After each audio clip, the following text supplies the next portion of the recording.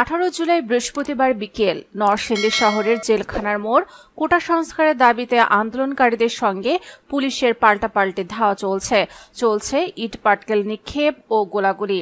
Rubber বুলেটের আঘাতে ঘটনাস্থলে মারা যায় নবম শ্রেণী পড়ুয়া তাহমিদ ভুইয়া তামিম। তার লাশ স্ট্রেচারে রেখে স্লোগান দিচ্ছিলেন আন্দোলনকারীরা। সে সময় আবার গুলি চালায় পুলিশ। সেই গুলি তাহমিদের লাশেও লাগে। প্রায় 100 গজ দূরে দাঁড়িয়ে তাহমিদের বাবা রফিকুল ইসলাম ভুইয়া অসহায়ের মতো সে দৃশ্য দেখছেন।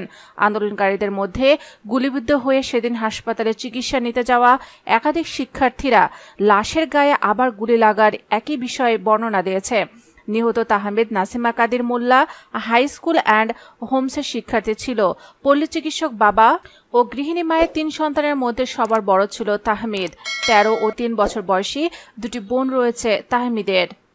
ঘটনাস্থলে ঠিক কোন স্থানে তাহমিদ পুলিশের রাবার বুলেটে বিদ্ধ হয় তা জানা যায়নি। আন্দোলনরত ব্যক্তিরা গুলিবিদ্ধ তাহমিদকে নিয়ে পাশের 100 শয্যা বিশিষ্ট জেলা হাসপাতালের জরুরি বিভাগে যান। চিকিৎসক মৃত ঘোষণা করার পরই তারা লাশ হাসপাতালের স্ট্রেচারে করে আন্দোলন স্থলে নিয়ে আসেন। বাবা রফিকুল ইসলাম ছেলের লাশে আবার গুলি লাগলো দেখে রফিকুল চিৎকার করতে থাকলে আন্দোলনকারীরা তাকে মসজিদের ভেতরে টেনে নিয়ে যান।